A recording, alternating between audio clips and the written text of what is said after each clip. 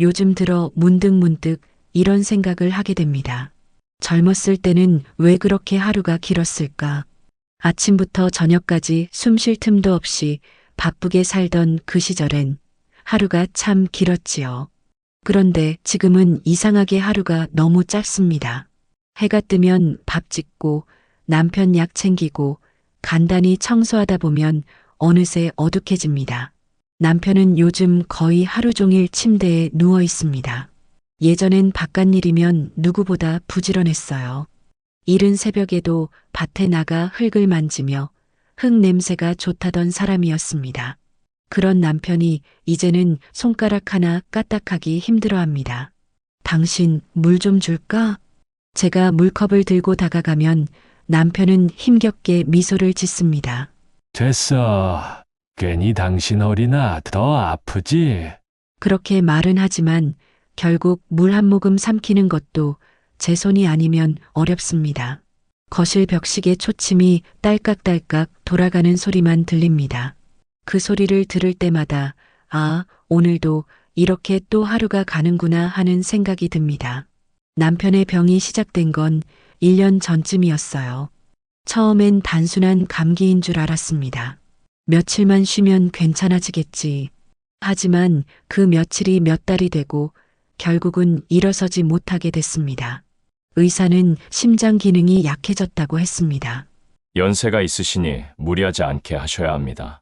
그 말이 남의 이야기 같지 않았습니다. 남편의 손등에 핏줄이 도드라져 있고 얼굴은 예전보다 훨씬 마르고 창백했습니다. 그날 병원에서 돌아오는 길 남편이 제 손을 꼭 잡았어요. 여보, 이제 정말 나이 들었나 봐. 짧은 한마디였지만 그 말이 얼마나 아프게 꽂히던지요. 그때 처음으로 우리 부부에게도 이런 날이 오는구나 싶었습니다. 그날 이후 남편은 점점 침대에서 일어나지 못했습니다. 제가 밥을 떠먹여주면 겨우 몇 숟가락 삼키고는 고개를 젓습니다. 입맛이 없어. 그냥 조금만 먹을게. 그렇게 하루 세끼를 겨우 때우는 날이 많아졌습니다. 처음엔 힘들지 않았습니다. 내가 할 수 있을 때까지 하자. 그 마음 하나로 버텼습니다. 하지만 사람 몸이란 게 솔직하지요. 하루 종일 남편 옆을 지키다 보면 허리가 쑤시고 밤엔 다리가 저려 잠도 잘 오지 않았습니다. 그래도 아침이면 다시 일어나 물수건을 데워 남편의 얼굴을 닦아줍니다. 그 손길에 남편은 늘 미안하다는 듯이 말했어요.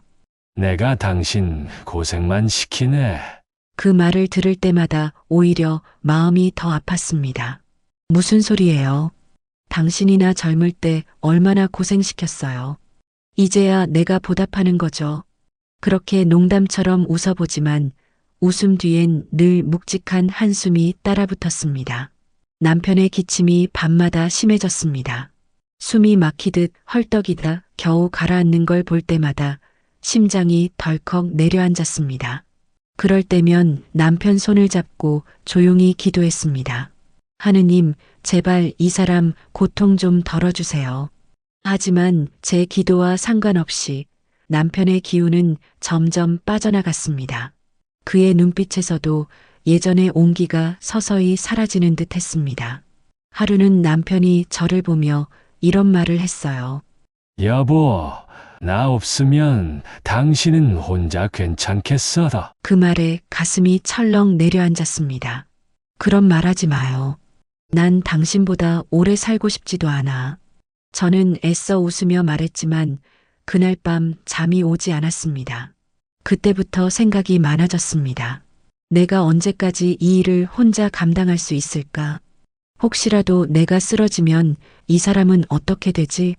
그런 걱정이 쌓이고 쌓이다 보니 결국 간병인을 부르게 됐습니다. 처음엔 마음이 불편했어요. 남편을 다른 사람 손에 맡긴다는 게 괜히 미안하고 죄스러웠습니다. 하지만 제 몸이 한계에 다다랐습니다. 간병인은 착한 사람이었습니다. 나이는 30 중반쯤 되어 보였고 말투도 부드러웠습니다. 처음 만난 날 그녀는 제게 고개를 숙이며 말했어요. 어머님, 제가 정성껏 모실게요. 그 말 한마디에 얼마나 눈물이 나던지요. 그 사람은 하루 종일 남편 옆을 지켰습니다. 식사 시간엔 죽을 데워서 떠먹이고 손톱도 잘 다듬어주고 밤이면 환자복 주름까지 꼼꼼히 펴놓았어요. 그런 모습을 보며 저는 이 사람이라면 믿을 수 있겠다 싶었습니다. 그렇게 몇 달이 흘렀습니다. 남편 상태도 조금씩 안정돼 가는 듯 했죠. 하지만 어느 날 그 간병인이 조심스레 말을 꺼냈습니다. 어머님, 저 이번 달까지만 일해야 할 것 같아요. 다른 환자 보호자분이 급하게 요청하셔서요. 그 말을 듣는 순간 머릿속이 하얘졌습니다. 다시 또 새 사람을 구해야 하나? 내가 또 그 과정을 버틸 수 있을까? 그날 밤 남편은 잠이 든 뒤에도 저는 한참을 거실에 앉아 있었습니다. 벽에 걸린 가족 사진을 바라보며 생각했어요. 이제는 정말 아들들에게 말을 해야 하나? 간병인이 떠나고 나니 집안 공기가 이상하게 비어 있었습니다.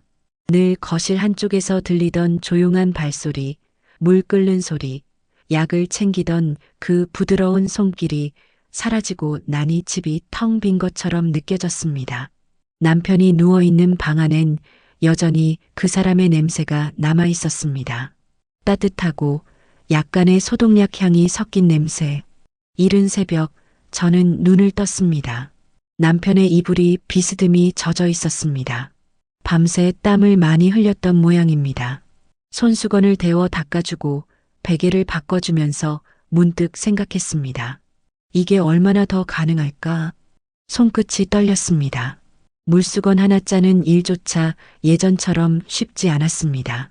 그날부터 저는 새로운 간병인을 구하기 위해 전화를 걸기 시작했습니다. 동사무소 복지 담당자에게 연락을 해봤습니다. 요즘은 구하기가 쉽지 않아요. 다 병원이나 시설로 가버리죠. 그 한마디가 무겁게 내려앉았습니다. 그 다음엔 근처 병원에 전화를 걸었습니다. 며칠간 간병인을 소개해준다는 곳에도 연락해봤습니다. 그들은 하나같이 말했습니다. 지금은 인원이 다 찼습니다. 거리가 멀어서 안 된다고 하네요. 밤샘 간병은 요즘 잘 안 맡아요. 전화를 끊을 때마다 손이 떨렸습니다. 남편의 상태는 나날이 나빠지는데 도와줄 사람은 아무도 없었습니다.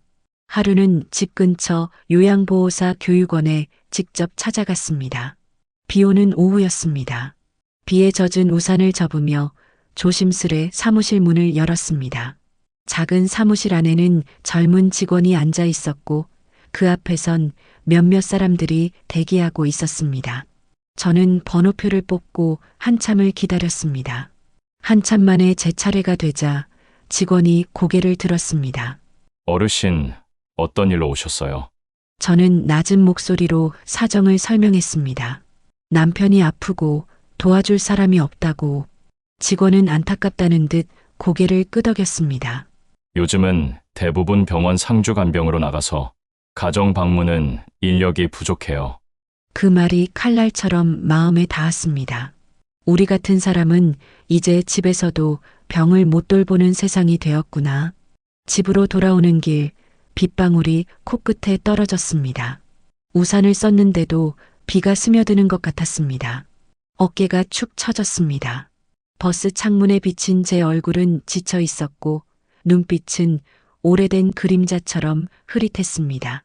그날 밤 남편은 숨이 가쁘게 차올랐습니다. 급히 병원으로 전화를 걸까 고민했지만 새벽이라 망설여졌습니다. 그저 남편의 손을 잡고 입술로 기도를 되뇌었습니다. 조금만 더 버텨요. 그 말이 제 자신에게 하는 위로 같았습니다. 다음 날 아침 다시 전화기를 들었습니다. 이번에는 지인들에게 연락을 돌렸습니다. 동네에서 함께 봉사활동하던 이웃, 교회 권사님, 옛 친구에게도 부탁했습니다. 혹시 간병 도와줄 사람 아는 분 있나요? 모두 안타깝다는 말만 남겼습니다. 요즘은 그런 일 하려는 사람 찾기 어렵대요.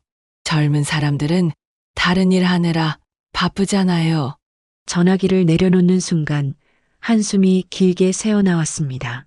남편의 방으로 들어가니 그는 창밖을 보고 있었습니다. 빛바랜 커튼 사이로 오후 햇살이 스며들고 있었습니다. 그 빛이 남편의 창백한 얼굴 위에 내려앉았습니다. 내가 혼자서라도 해야지. 그렇게 다짐했지만 몸이 쉽게 따라주지 않았습니다. 무릎은 점점 더 시큰거렸고 손목도 욱신거렸습니다. 남편을 부축하다가 잠시 주저앉는 날이 많아졌습니다. 며칠 후 구청 복지센터에서 연락이 왔습니다.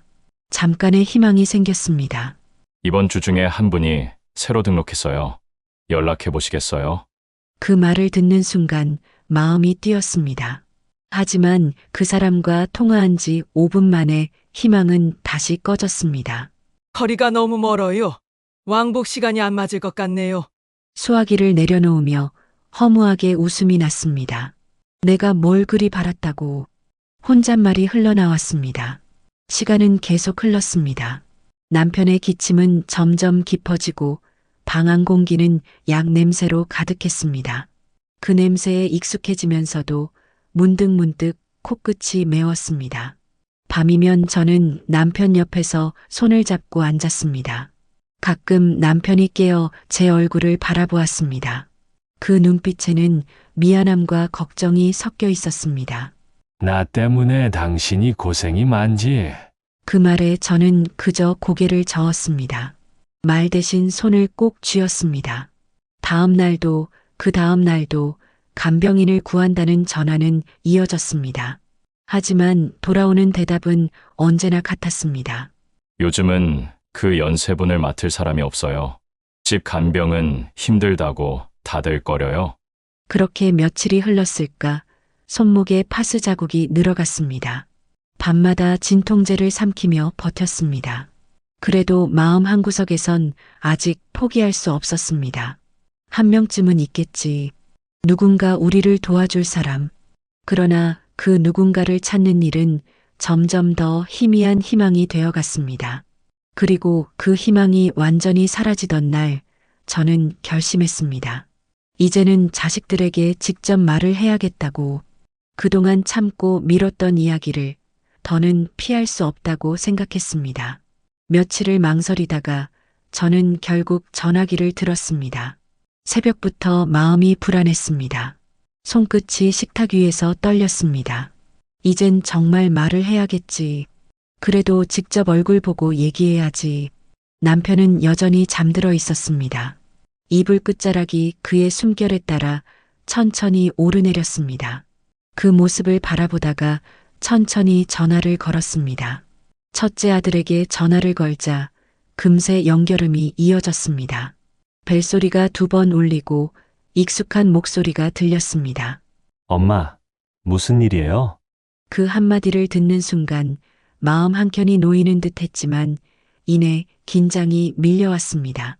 저는 조심스럽게 말을 꺼냈습니다. 얘야, 이번 주에 잠깐 얼굴 좀 보자. 얘기할 게 있어. 잠시 정적이 흘렀습니다. 수화기 너머로 서류 넘기는 소리, 컴퓨터 키보드 소리가 들렸습니다. 엄마, 이번 주는 좀 어려울 것 같아요. 회사 프로젝트 마감이라 야근이 많아요. 다음 주쯤이면 괜찮을 것 같아요.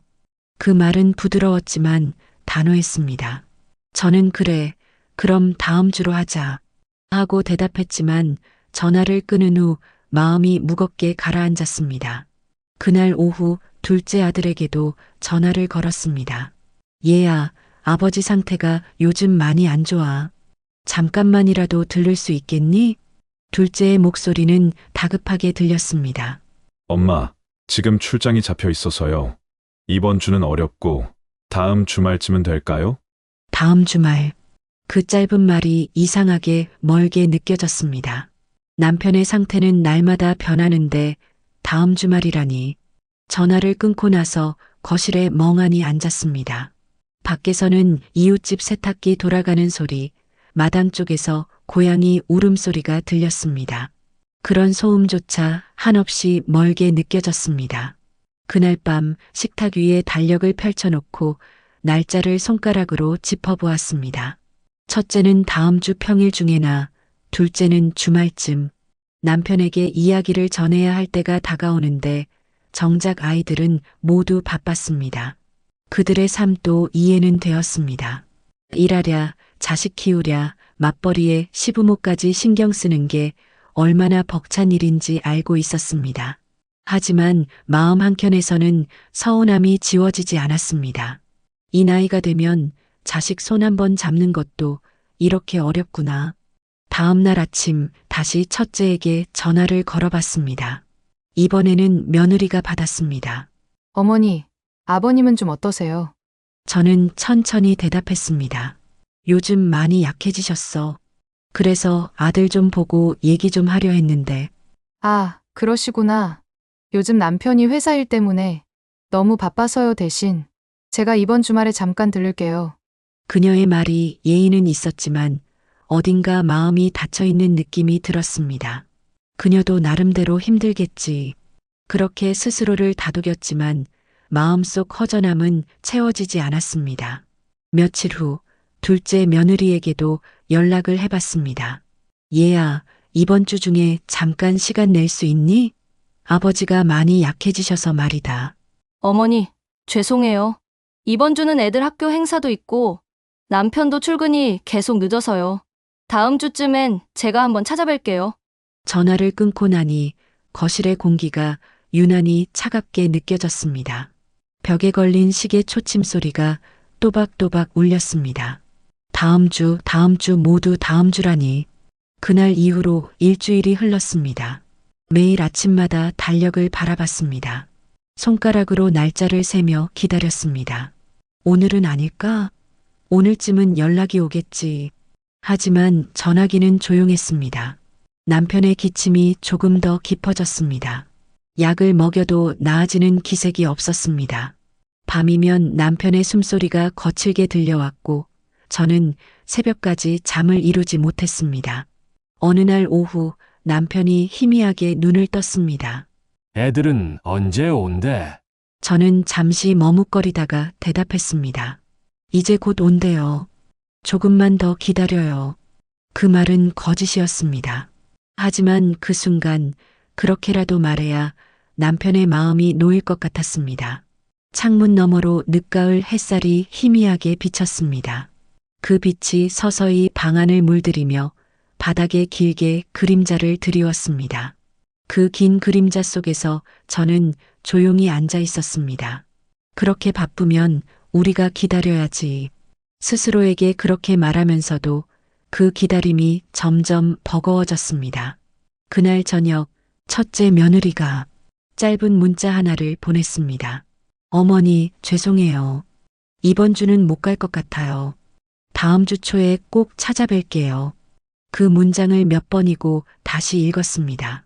죄송해요라는 말이 눈에 오래 남았습니다. 진심일까? 아니면 형식적인 인사일까? 그걸 구분할 힘조차 없었습니다. 밤이 깊어가고 집안은 다시 조용했습니다. 남편의 방에서는 약한 숨소리만 들려왔습니다. 그 옆에서 저는 앉아 있었습니다. 어둠 속에서 이 세상에 나 혼자 남은 듯한 고요함이 감돌았습니다. 그래, 다들 바쁜 거지. 그렇겠지. 그렇게 스스로를 다독이며 창밖으로 스치는 바람 소리를 들었습니다. 그 바람이 어쩐지 사람 목소리처럼 들렸습니다. 기다리라는 말처럼, 오래된 기억처럼 천천히 귓가를 스쳤습니다. 그날은 이상하게도 아침부터 공기가 무겁게 느껴졌습니다. 바람도 불지 않았고 햇살도 흐렸습니다. 남편의 상태는 여전히 좋지 않았지만 저는 그날 하루만큼은 몸을 추스르려 애썼습니다. 오늘은 아이들이 온다. 그 말을 스스로에게 되뇌며 천천히 집안을 정리했습니다. 식탁보를 갈고 국 냄비를 올리고 묵은 반찬 대신 새로 장을 본 재료로 나물을 무쳤습니다. 손목이 시큰거렸지만 멈추지 않았습니다. 남편이 침대에서 눈을 떴습니다. 오늘 온대. 응, 오늘 온대요. 다 같이 밥 먹자고 했어요. 그 말을 하면서도 마음 한켠이 불안했습니다. 오후 4시쯤 초인종 소리가 울렸습니다. 낯익은 발소리가 현관을 지나 거실로 들어왔습니다. 첫째 아들 부부, 그리고 잠시 뒤 둘째 아들 부부가 차례로 들어섰습니다. 아이들의 얼굴은 피곤해 보였습니다. 며느리들은 정중하게 인사했지만 표정은 굳어 있었습니다. 오랜만이에요, 어머니. 어서 와. 짧은 인사만 오갔습니다. 거실에 앉은 네 사람은 서로의 눈을 마주치지 않았습니다. 커피를 내리는 소리만 들렸습니다. 남편이 천천히 몸을 일으켜 거실로 나왔습니다. 두 아들은 그제야 자리에서 일어나 인사를 했습니다. 아버지, 괜찮으세요? 남편은 미소를 지으려 했지만 입가만 떨렸습니다. 그의 손등이 하얗게 말라 있었습니다. 식탁에 앉은 것은 그로부터 잠시 후였습니다. 저는 상 위에 국, 반찬, 고기 한 접시를 올려놓았습니다. 그 냄새가 퍼졌지만 아무도 젓가락을 들지 않았습니다. 시계 초침 소리가 다시 들렸습니다. 딸깍 딸깍. 그 단조로운 소리가 유일한 움직임이었습니다. 첫째 며느리가 물컵을 들었습니다. 유리컵이 살짝 부딪히며 작은 소리를 냈습니다. 그 소리마저 유난히 크게 들렸습니다. 남편은 젓가락을 들었다가 이내 내려놓았습니다. 둘째 아들이 조용히 국을 떴습니다. 그러나 입에 넣지도 않고 그대로 그릇 위에 두었습니다. 누군가가 한숨을 내쉬었지만 그 소리조차 흐릿하게 사라졌습니다. 모두가 알고 있었습니다. 이 자리가 불편하다는 것을, 누가 먼저 말을 꺼내야 할지 모른다는 것을. 식탁 위에는 김이 천천히 피어올랐습니다. 그 김이 천장을 향해 일렁이며 사라졌습니다. 그 순간 남편이 낮은 목소리로 말했습니다. 이렇게라도 다 같이 앉으니 좋다. 그 말에 모두가 고개를 숙였습니다. 기쁨이라기보단 죄책감에 가까운 침묵이 흘렀습니다. 며느리들은 서로 마주보지 않았습니다. 첫째는 숟가락을 손에 쥔 채 시선을 피했고 둘째는 가만히 젓가락을 돌렸습니다. 그들의 눈빛에는 피로와 조심스러움이 엉켜 있었습니다. 남편은 그런 모습을 보고 잠시 눈을 감았습니다. 저는 그 옆에서 국을 한 번 더 떠서 남편 그릇에 올려놓았습니다. 그렇게 잠시 동안 아무도 말을 하지 않았습니다. 식탁 위엔 따뜻한 음식이 식어가고 공기엔 어색한 냄새가 감돌았습니다. 밖에서는 멀리 아이들 웃음소리가 들렸습니다. 하지만 그 소리조차 문틈에서 사라졌습니다. 조용히 앉아있던 첫째 아들이 그제야 입을 열었습니다. 엄마, 무슨 일 때문에 다 같이 모이라고 하신 거예요? 그 말이 공기 중에 울렸습니다. 짧고 단단하게. 그 순간 남편이 손을 들었습니다. 밥부터 먹고 얘기하자. 그 말에 아들은 고개를 끄덕였지만 젓가락은 여전히 움직이지 않았습니다. 식탁 한가운데 놓인 반찬 접시들이 조금씩 식어갔습니다. 된장국의 김도 더는 올라오지 않았습니다. 그 정적 속에서 저는 손끝으로 식탁볼을 만지며 생각했습니다. 이 자리가 이렇게 낯설게 느껴질 줄이야. 오랜만에 모두 모였지만 마음은 한 곳에 있지 않았습니다. 각자의 생각이 따로 흩어져 있었고 그 사이에는 말로 채울 수 없는 간극이 있었습니다. 남편은 그 틈을 메우려는 듯 입을 열었다가 이내 닫았습니다. 그저 숟가락을 들어 국 한 술을 떴을 뿐이었습니다. 식탁 위에 달그락거리는 소리 하나, 그리고 숨소리 하나. 그것이 그날 저녁의 전부였습니다. 식탁 위의 공기가 무겁게 내려앉아 있었습니다. 젓가락 부딪히는 소리도 국물 떠먹는 소리도 들리지 않았습니다. 누군가 숨을 고르는 소리마저 어색하게 들릴 만큼 모든 게 정지된 듯 했습니다. 그 정적 속에서 저는 천천히 고개를 들었습니다. 남편의 얼굴은 창백했고 눈가에는 미세한 떨림이 있었습니다. 그의 손등에 핏줄이 도드라져 있었습니다. 그 손을 바라보다가 저는 조용히 입을 열었습니다. 얘들아, 아버지 간병 문제로 얘기 좀 해야겠다. 그 한마디를 꺼내는데 오래 걸렸습니다. 입안이 마르고 목이 타들어가는 것 같았습니다. 말을 끝내자마자 식탁 위의 공기가 한층 더 무거워졌습니다. 첫째 아들은 젓가락을 내려놓았고 둘째는 시선을 접시 위로 떨어뜨렸습니다. 며느리들은 아무 말 없이 서로를 흘깃 바라봤습니다. 저는 천천히 말을 이었습니다. 이제 내가 혼자서 아버지를 돌보기가 쉽지 않다. 간병인도 몇 번 구해봤는데 잘 안 됐어. 그 말이 끝나자 눈앞이 뿌옇게 흐려졌습니다. 숨을 고르며 덧붙였습니다. 그래서 너희 중 한 집이라도 조금만 도와줄 수 있으면 좋겠다고 그 생각을 했어. 남편은 말없이 고개를 떨궜습니다. 그의 어깨가 미세하게 흔들렸습니다. 그 모습을 보고 있자니 마음이 더 급해졌습니다. 잠깐이라도 괜찮아. 일주일에 하루라도. 내가 그동안 버틸 만큼은 버텼어. 이제는 힘이 좀 붙여. 하지만 대답은 바로 돌아오지 않았습니다. 누구 하나 쉽게 입을 떼지 못했습니다. 첫째 아들이 국그릇을 천천히 밀었습니다. 그의 표정은 굳어 있었고 며느리는 고개를 숙인 채 손가락만 만지작거렸습니다. 둘째 며느리의 눈빛에는 망설임이 비쳤습니다. 짧은 침묵이 지나가고 둘째 아들이 조심스럽게 입을 열었습니다. 엄마, 우리도 마음은 그런데 지금 상황이 좀 그렇잖아요. 그 말은 조용했지만 단단했습니다. 그의 옆에서 둘째 며느리가 작게 고개를 끄덕였습니다. 첫째 아들도 말을 보탰습니다. 저희도 지금 맞벌이를 해야 해서요. 며칠씩 집을 비우기 어렵습니다. 그 말이 공기 중에 퍼졌습니다. 마치 무겁게 떨어진 돌처럼 아무 울림도 남기지 않은 채 저는 그들을 바라보며 고개를 천천히 끄덕였습니다. 그들의 처지도 알고 있었습니다. 각자의 삶이 있고 각자의 짐이 있다는 걸 모르는 건 아니었습니다. 하지만 그날의 식탁 위에서는 이상하게도 마음이 더 외로웠습니다. 남편은 아무 말도 하지 않았습니다. 그의 시선이 창가 쪽으로 향했습니다. 저는 그 시선을 따라 창밖을 바라봤습니다. 하늘은 회색빛이었고 바람 한 점 없이 고요했습니다. 식탁 위에 놓인 국은 식어가고 있었습니다. 반찬들의 색도 바래지고 그 위에 조용히 그림자가 드리워졌습니다. 아들들은 국을 뜨지 않았고 며느리들은 수저를 내려놓은 채 한참을 움직이지 않았습니다. 그 정적이 너무 길어 저는 손끝으로 식탁볼을 쥐었습니다. 그래, 알겠다. 다들 사정이 있겠지.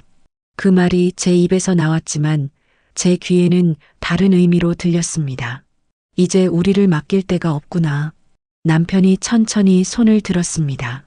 그의 손이 허공에서 잠시 떨리더니 이내 무릎 위로 내려앉았습니다. 그의 눈빛이 텅 비어 있었습니다. 그 눈을 마주치자 가슴이 저릿하게 아팠습니다. 그날 저녁의 공기는 이상할 만큼 냉랭했습니다. 식탁 위엔 따뜻한 음식이 있었지만 마음속 온기는 어디에도 없었습니다. 그날 이후로 저는 그 식탁을 떠올릴 때마다 그 냄새가 아직도 떠오릅니다. 식은 된장국 냄새, 남편의 얇아진 숨소리, 그리고 말하지 못한 마음들이 섞인 공기. 그날 밤 식사가 끝나고도 아무도 자리에서 바로 일어나지 않았습니다. 남편은 한참 동안 조용히 앉아 있었습니다. 아들들은 휴대폰을 내려놓은 채 말없이 고개를 숙이고 있었습니다. 며느리들은 접시를 모으며 애써 미소를 지었지만 그 미소 속엔 피로가 묻어 있었습니다. 저는 마지막으로 한마디를 덧붙였습니다. 괜찮다. 다 이해한다. 그냥 이렇게라도 얼굴 봤으니 됐다. 그 말을 하고 나니 목이 막혔습니다. 그 말은 위로처럼 들렸지만 사실은 포기처럼 느껴졌습니다. 남편은 천천히 방으로 들어갔습니다. 그의 발걸음이 짧고 무거웠습니다. 문이 닫히는 소리가 거실을 가로질렀습니다. 그 소리 뒤로 모든 말이 멈췄습니다. 그날의 식탁은 그렇게 끝났습니다. 누구도 소리를 내지 않았고 누구도 눈을 마주보지 않았습니다. 그리고 그 정적 속에서 저는 처음으로 확실히 느꼈습니다. 이제부터는 정말 우리 둘뿐이구나. 며칠이 지나고 집은 다시 조용해졌습니다. 식탁 위에 식어 있던 그날의 냄새가 아직도 공기 속에 남아 있었습니다. 그날 이후로 아들 부부들은 연락이 뜸했습니다. 첫째는 회사 일 때문에 정신이 없다며 간단한 문자만 보냈고, 둘째는 출장 중이라며 며칠간 연락이 없었습니다. 남편은 여전히 침대에 누워 있었고 하루하루가 느리게 흘렀습니다.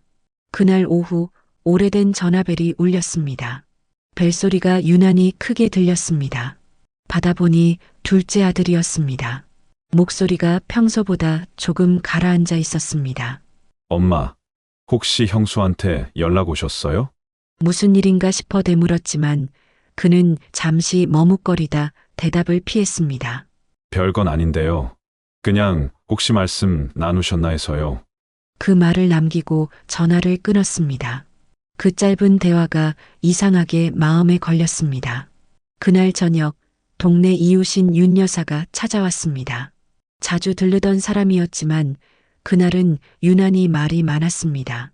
아이고, 형님, 며느리들 사이가 요즘 좀 안 좋다면서요?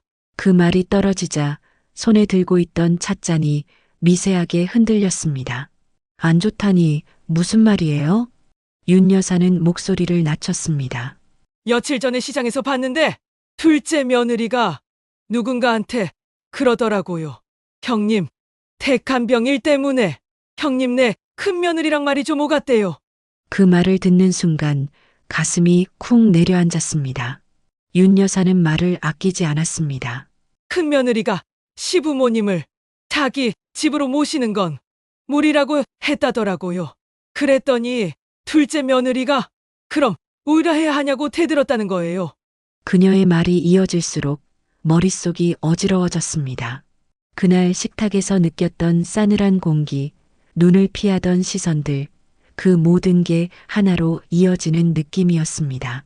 윤 여사는 잠시 숨을 돌리며 말을 이었습니다. 사람 일이라는 게 참 아무리 가족이라도 어려운가 봐요. 저는 아무 말도 하지 못했습니다. 그저 찻잔 속에서 식어가는 물을 바라보고만 있었습니다. 그 물 위에 비친 제 얼굴이 낯설었습니다. 윤 여사가 돌아가고 나서도 한동안 멍하니 앉아 있었습니다. 거실은 고요했고 남편은 여전히 방 안에서 잠들어 있었습니다. 저는 천천히 그 방 앞까지 걸어갔습니다. 문틈 사이로 남편의 숨소리가 들렸습니다. 그 고른 숨소리 사이로 내 마음은 무겁게 가라앉았습니다. 결국 그렇게 됐구나. 자식들이 다투게 될까봐 조심스러워했던 그 일이 결국 터져버린 것이었습니다. 서로의 사정은 이해하지만 부모를 두고 다투는 건 상상도 못했습니다. 이 나이에 이런 이야기를 남의 입을 통해 듣게 될 줄은 몰랐습니다. 며칠 뒤 이번에는 첫째 며느리에게서 전화가 왔습니다. 목소리가 평소보다 단단했습니다. 어머니, 둘째 쪽에서 괜히 오해하시는 것 같아요. 저희는 절대 책임을 피하려는 게 아니에요. 다만 현실적으로 상황이 어려워서 그런 거예요. 그녀는 서두르듯 말을 이어갔습니다. 둘째는 너무 감정적으로 생각하는 것 같아요. 저희도 최대한 도와드리고 싶어요. 그 말을 듣는 순간 마음이 더 복잡해졌습니다. 누가 옳고 그르다기보다 이미 서로가 상처를 입은 듯 했습니다. 그래, 알겠다. 괜찮다. 그렇게 짧게 대답하고 전화를 끊었지만 손끝이 떨렸습니다. 그날 밤 저는 잠을 이루지 못했습니다. 누워있는 남편 옆에서 눈을 감았다 뜨기를 반복했습니다. 창문 밖으로 가로등 불빛이 희미하게 번졌고 벽시계 초침 소리가 귓가에 또박또박 박혔습니다. 자식들이 서로 등을 돌리고 있구나. 그 생각이 머릿속을 떠나지 않았습니다. 이튿날 아침 둘째 며느리에게서도 연락이 왔습니다. 목소리는 억눌린 듯 차분했습니다. 어머니, 저희는 그런 말 한 적 없어요. 형님 쪽에서 먼저 그렇게 말하길래 답한 것뿐이에요. 그녀는 억울하다는 듯 말을 이어갔습니다. 어머니 걱정돼서 이런 말 드리는 거예요. 괜히 오해가 생긴 것 같아서요. 전화를 끊고 나서 허공을 바라봤습니다. 서로의 말을 들을수록 진실은 더 멀어지는 것 같았습니다. 각자의 말엔 모두 이유가 있었고 모두 억울했습니다.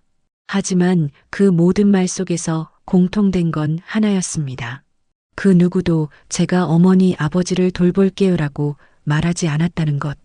남편에게 이 사실을 전하지 않았습니다. 그가 알면 마음이 더 상할 것 같았습니다. 그저 방 앞문을 닫고 조용히 앉았습니다. 햇살이 커튼 사이로 비집고 들어왔지만 그 따뜻함조차 마음에 닿지 않았습니다. 그날 하루 종일 저는 아무 말도 하지 않았습니다. 식탁 위에는 그날 아침 차려둔 밥상이 그대로 식어 있었습니다. 그 앞에 앉아 있는 제 모습이 낯설었습니다. 그 밥상이 비어 있는 것처럼 제 마음도 텅 비어 있었습니다. 그리고 그날 저녁 남편이 잠든 사이에 저는 혼잣말처럼 중얼거렸습니다. 이럴 줄 알았으면 그날 그냥 말을 꺼내지 말 걸 그랬어. 그 목소리가 허공에 흩어졌습니다. 대답하는 사람은 없었고 오직 시계 초침만이 계속해서 시간을 세고 있었습니다. 그날 밤은 유난히 길었습니다. 창밖의 바람이 한결 거칠었습니다. 낙엽이 바닥을 스치는 소리가 집 안까지 들어왔습니다. 남편은 여전히 누워 있었고 침대 옆 조그만 탁자 위에는 약병 몇 개가 가지런히 놓여 있었습니다. 그 약병이 희미한 불빛 아래 반짝였습니다. 저는 그 앞에 앉아 있었습니다. 두 손을 무릎 위에 포개고 오랫동안 아무 말도 하지 않았습니다. 남편의 숨소리가 고르게 이어졌지만 그 소리 사이사이로 제 마음은 요동쳤습니다. 말을 꺼내야 할지 숨겨야 할지 망설였습니다. 하지만 더는 혼자 감당할 수 없었습니다. 가슴속에서 뭔가가 묵직하게 끌어올랐습니다. 저는 조용히 입을 열었습니다. 여보, 나 오늘 얘기 좀 해야겠어요. 남편은 천천히 고개를 돌렸습니다. 눈빛이 흐릿했지만 제 표정을 읽으려는 듯 오래 바라봤습니다. 저는 그 눈을 피하지 않고 낮은 목소리로 이야기를 이어갔습니다. 며칠 전에 윤 여사한테 들었어요. 며느리들 사이가 좀 안 좋대요. 우리가 그날 간병 이야기 꺼낸 이후로 서로 책임을 미루며 다퉜대요. 그 말을 끝내자 공기가 멈춘 듯 했습니다. 남편의 얼굴이 굳어갔습니다. 눈가의 주름이 더 깊어졌고 손가락 끝이 천천히 움찔거렸습니다. 그의 목이 천천히 움직이며 낮고 쉰 숨소리가 새어나왔습니다. 그게 사실이야? 그 짧은 한마디에 모든 감정이 실려 있었습니다. 분노와 슬픔, 믿기 어려운 마음이 한꺼번에 섞인 목소리였습니다. 저는 고개를 숙였습니다. 그 말이 사실임을 부정할 수 없었습니다. 남편은 천천히 몸을 일으키려 했지만 힘이 빠진 듯 다시 베개에 기대었습니다. 입술이 파르르 떨렸습니다. 그래서 그 애들이 서로 싸웠단 말이야? 부모 돌보기 싫다고? 그의 얼굴에 서서히 분노가 떠올랐습니다. 목소리는 높지 않았지만 그 안의 울림은 무거웠습니다. 내가 그 애들 키우느라 어떤 고생을 했는데 우리가 뭘 그렇게 잘못했길래? 그의 말이 끝날 때마다 숨이 가빠졌습니다. 손등에 핏줄이 굵게 솟았고 얼굴빛이 점점 달아올랐습니다. 저는 급히 그의 손을 잡았습니다. 여보, 진정해요. 너무 화내지 마요. 하지만 그는 제 손을 잡은 채 힘없이 고개를 흔들었습니다. 아니야. 이건 화가 안 날 수가 없어. 그의 눈가가 붉게 젖었습니다. 내가 평생 성실하게 살면 자식들이 배워서 효도할 줄 알았어. 그런데 결국 이게 우리 대가야? 그 말이 방 안에 오래 남았습니다. 그는 한참 동안 말을 잇지 못했습니다. 숨을 고르며 천장을 바라봤습니다. 그 시선이 허공에 멈춰 있었습니다. 저는 옆에서 그를 지켜봤습니다. 그 얼굴엔 분노보다 더 깊은 실망이 자리하고 있었습니다. 한평생 아버지로서, 가장으로서 지켜온 자존심이 그 자리에서 무너지는 듯 했습니다. 남편은 이내 낮은 목소리로 중얼거렸습니다. 가정이라는 게 이렇게 허무한 줄 몰랐어. 그의 목소리는 마치 오래된 나무가 금 가득 갈라져 있었습니다.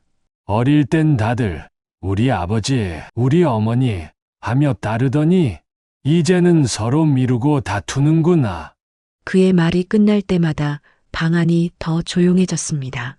밖에서는 바람이 유리창을 스쳤고 그 소리가 마치 무거운 한숨처럼 들렸습니다. 남편은 두 손으로 얼굴을 감쌌습니다.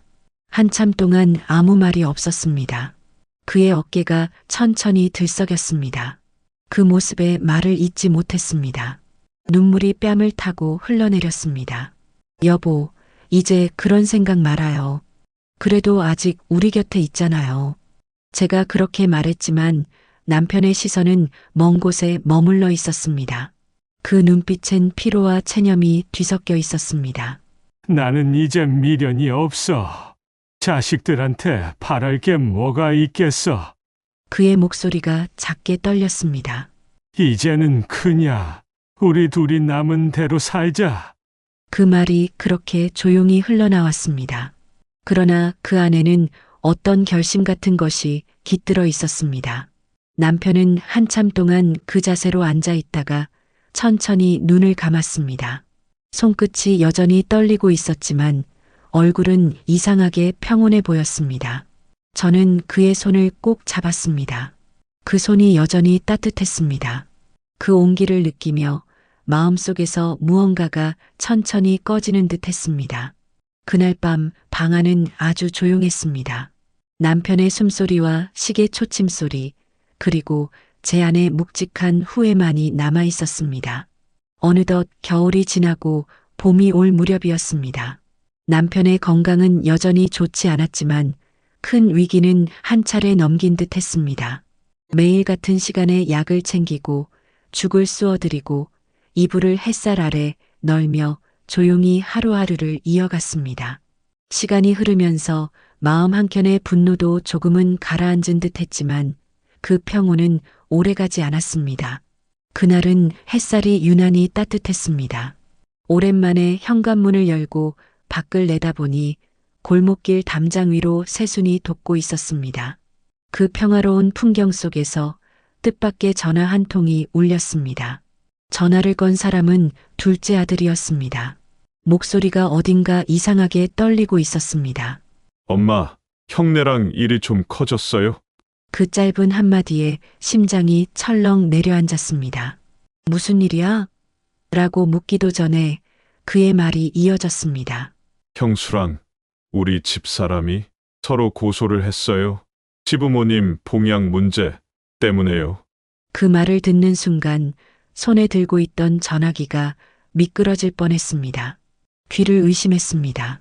자식들이, 그것도 형제의 아내들끼리 부모를 모시느냐 마느냐를 두고 법정 싸움을 벌이다니, 그 상상조차 하지 못했던 일이 현실이 되어버렸습니다.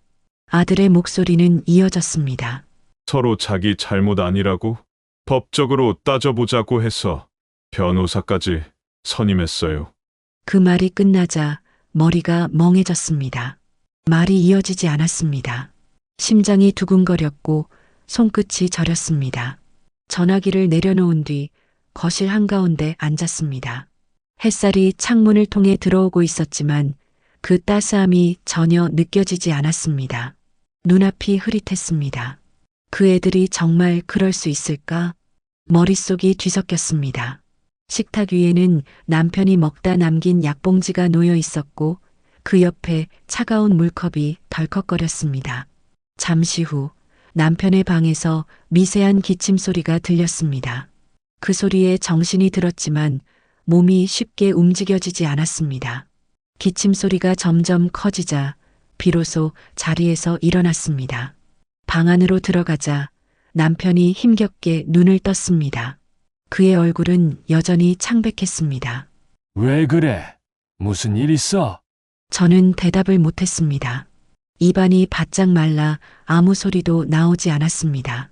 그냥 고개만 저었습니다. 아무 일 아니에요. 하지만 그 말이 입 밖으로 나오는 순간 목소리가 떨렸습니다. 남편은 제 얼굴을 바라봤지만 더 묻지 않았습니다. 그 대신 손을 내밀어 제 손을 잡았습니다. 그 손이 평소보다 더 차가웠습니다.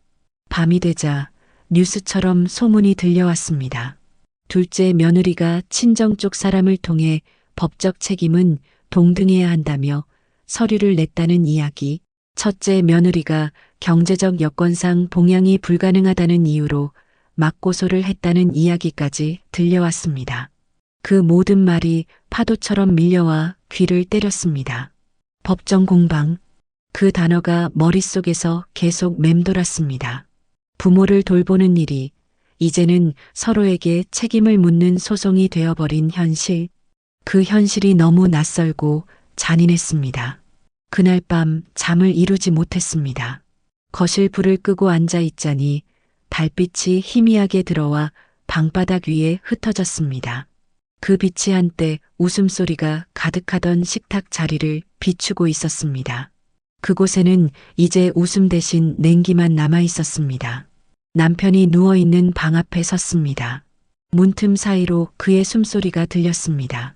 그 소리에 맞춰 심장이 요동쳤습니다. 차마 이 일을 전할 용기가 나지 않았습니다. 이 사실을 알면 저 사람은 어떻게 될까? 그 생각에 눈물이 흘렀습니다. 시간이 새벽을 넘어가고 시계의 초침 소리가 유난히 크게 들렸습니다. 그 소리가 마치 누군가의 울음처럼 귓가에 남았습니다. 법정까지 간다니. 그 말이 낮게 흘러나왔습니다.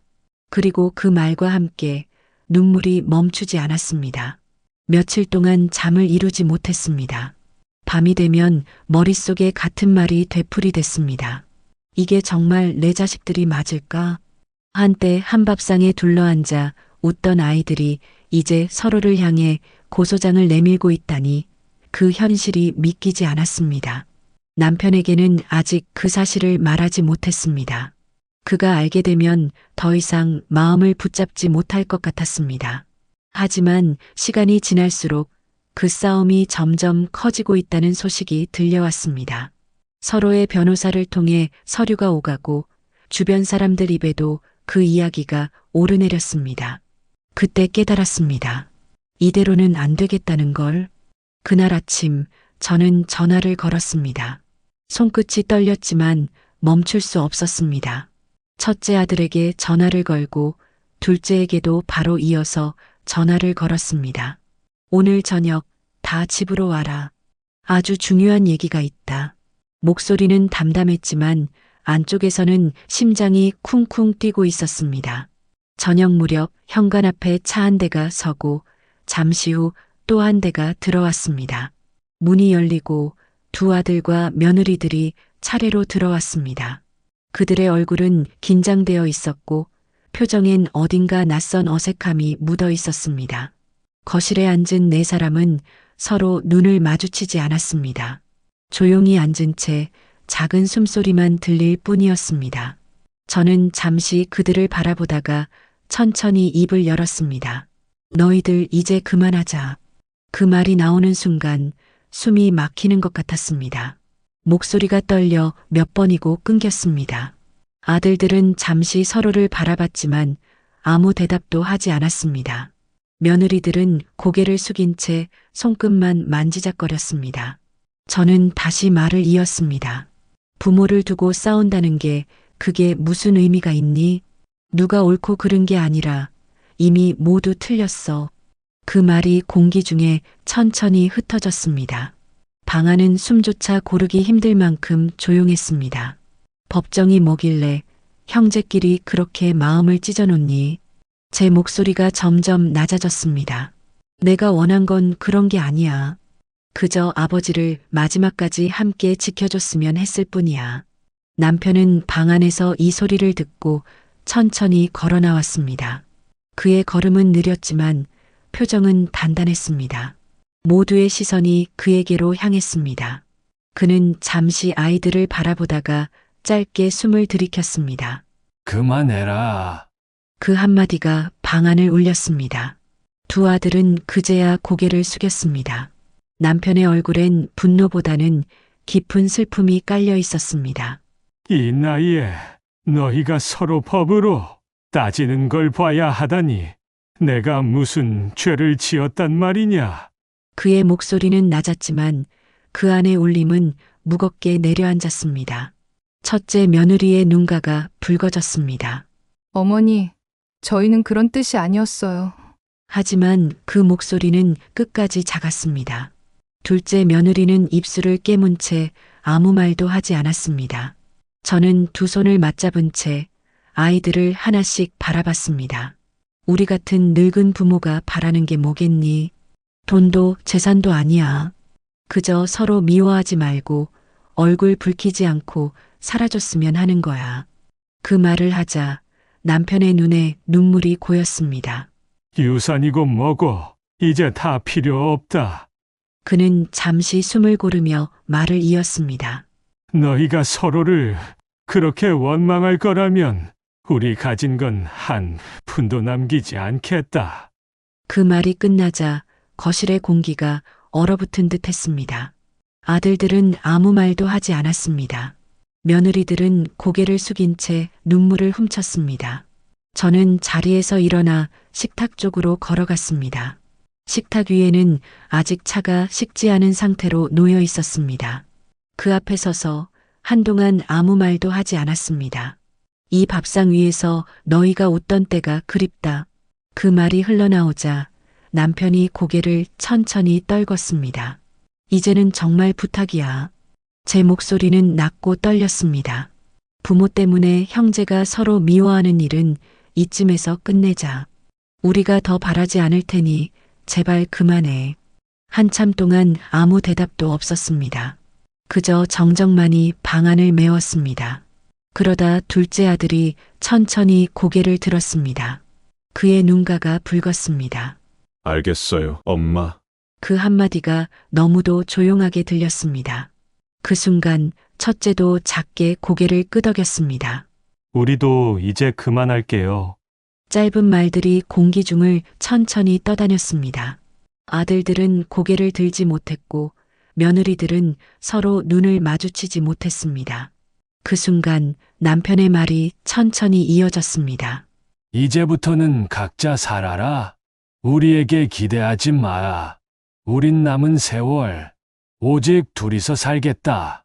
그는 손에 쥔 지팡이를 천천히 짚으며 거실 한가운데서 돌아섰습니다. 그 뒷모습이 작게 흔들렸지만 단단한 결의가 느껴졌습니다. 저는 그 자리에 멈춰 앉은 채 아무 말도 하지 못했습니다. 그의 말이 공기 속에 남아 오랫동안 울렸습니다. 단 1원도 없다. 그 말이 집 암벽에, 식탁 위에, 마음속 깊은 곳에 새겨진 듯 했습니다. 아들들은 아무 말 없이 자리에서 일어나지 못했습니다. 그들의 얼굴엔 놀람보다 죄책감이 짙게 비쳤습니다. 며느리들은 고개를 숙인 채 손끝으로 눈물을 훔쳤습니다. 남편은 방으로 들어갔고 문이 천천히 닫혔습니다. 그 문이 닫히는 소리가 마치 하나의 선언처럼 들렸습니다. 그날 밤 아무도 한마디 하지 않았습니다. 그저 정적만이 남았습니다. 그리고 그 정적 속에서 이제 정말 모든 것이 달라졌구나 하는 생각이 가슴 깊숙이 내려앉았습니다. 아들과 며느리들이 떠나고 집안은 조용해졌습니다. 현관 앞에 남겨진 발소리의 여운이 길게 이어지다가 완전히 사라졌습니다. 거실엔 여전히 식지 않은 찻잔 2개가 놓여 있었고 공기 속엔 말하지 못한 수많은 감정이 흩어져 있었습니다. 남편은 방으로 들어가 앉아 있었습니다. 그의 등은 축 처져 있었고 어깨는 오랜 세월의 무게를 버티다 못해 조금 구부러져 있었습니다. 창밖에서 어둠이 밀려들어와 방안을 천천히 덮었습니다. 그 어둠 속에서 남편은 한동안 아무 말도 하지 않았습니다. 저는 조심스레 다가가 남편 옆에 앉았습니다. 그의 손등 위에는 핏줄이 뚜렷이 드러나 있었고 손끝은 차가웠습니다. 그 손을 살며시 잡았습니다. 오랜 세월을 함께 버텨온 손, 이제는 세월의 굳은 살이 고스란히 느껴지는 손이었습니다. 남편이 조용히 입을 열었습니다. 결국 이렇게 되는구나. 짧은 한마디였지만 그 안에는 수많은 감정이 녹아 있었습니다. 후회, 분노, 허탈함, 그리고 체념이 뒤섞인 목소리였습니다. 우리가 뭘 그렇게 잘못 살았을까? 그의 목소리가 떨렸습니다. 저는 대답하지 않았습니다. 말로 할 수 없는 시간들이 너무 많았습니다. 그저 그의 손을 조금 더 세게 잡았습니다. 한참의 침묵이 흘렀습니다. 그 침묵이 오히려 대화보다 깊게 이어졌습니다. 남편은 천천히 창가를 바라봤습니다. 커튼 사이로 달빛이 희미하게 들어와 그의 얼굴 위에 비쳤습니다. 그 빛이 흰 머리카락 사이로 흘러내렸습니다. 그래도 이제 남은 건 당신뿐이네. 그의 말에 가슴이 먹먹해졌습니다. 나도 그래요. 이제는 우리 둘뿐이죠. 그렇게 서로를 바라봤습니다. 서로의 눈빛에는 긴 세월이 그리고 말하지 못한 이해가 담겨 있었습니다. 남편은 한숨을 길게 내쉬었습니다. 이제는 욕심 내려놓자. 자식들 일도, 돈도 다 의미 없는 일이야. 그 말이 조용히 방안을 감돌았습니다.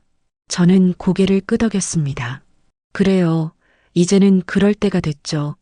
우리 힘 닿는 데까지만 서로 돌보며 살아요. 남편의 눈가에 미소가 살짝 번졌습니다.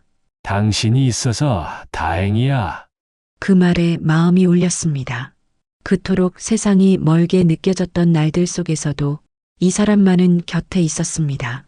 창밖에서는 봄비가 내리고 있었습니다. 빗소리가 창문을 두드리며 방 안으로 스며들었습니다. 그 소리는 이상하리만큼 따뜻했습니다. 그동안 꽁꽁 얼어있던 마음 한쪽이 서서히 녹는 듯 했습니다. 남편은 천천히 이불을 덮으며 말했습니다. 이제는 남은 시간만큼만 편하게 살자. 누구 눈치도 보지 말고 우리 둘이서. 그의 목소리가 점점 작아졌습니다.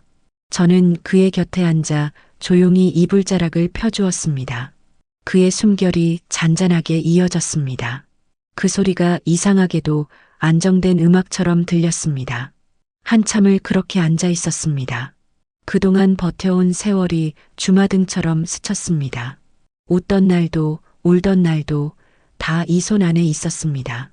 그날 밤 저는 남편의 손을 꼭 잡은 채로 불을 끄지 않았습니다. 창문 밖으로 비가 계속 내렸고 달빛이 희미하게 번졌습니다. 그 빛 속에서 서로의 손이 조용히 맞닿아 있었습니다. 이제 됐어요. 우리가 이렇게 함께 있으니 그걸로 됐어요. 그 말이 나도 모르게 흘러나왔습니다. 남편은 대답하지 않았지만 손끝에 힘이 조금 더 들어왔습니다. 그 손의 온기가 세상의 모든 위로처럼 느껴졌습니다. 그리고 그날 밤 아주 오랜만에 마음 깊은 곳에서 평화가 스며들었습니다. 며칠이 흘렀습니다. 싸움과 선언, 그리고 긴 침묵이 남긴 상처는 깊었지만 삶은 멈춰주지 않았습니다. 남편은 여전히 병상에 누워 있었고 저는 그 곁을 지켰습니다. 하루하루가 길고 무겁게 흘러갔습니다. 그러던 어느 날 보건소에서 걸려온 전화 한 통이 제 마음을 조금이나마 흔들었습니다. 간병인 지원센터에서 새로 일자리를 찾는 사람이 있다며 혹시 함께 이야기해 보겠냐는 제안이었습니다. 처음엔 망설였습니다.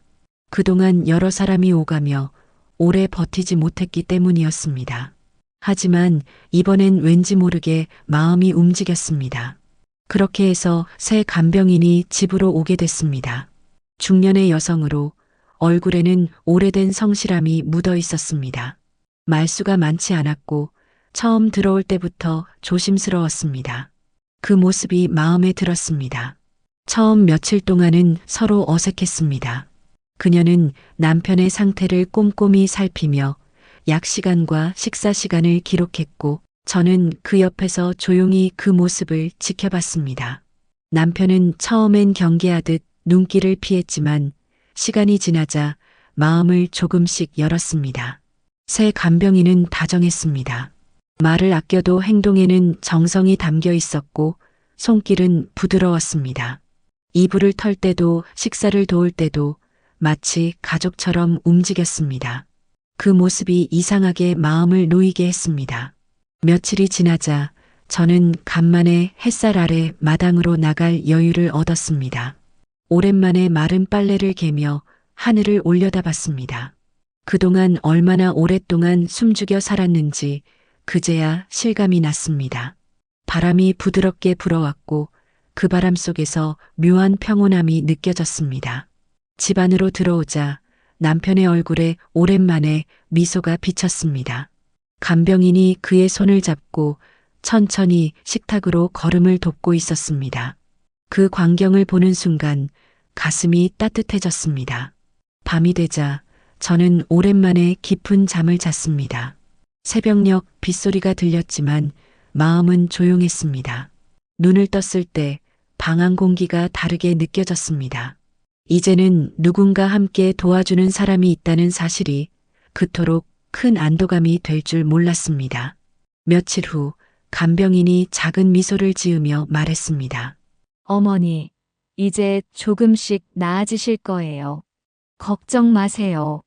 그 말이 참 오래된 위로처럼 마음에 스며들었습니다. 그날 밤 남편이 제 손을 잡으며 조용히 말했습니다. 이제 조금 편해졌지? 저는 고개를 끄덕였습니다. 그래요.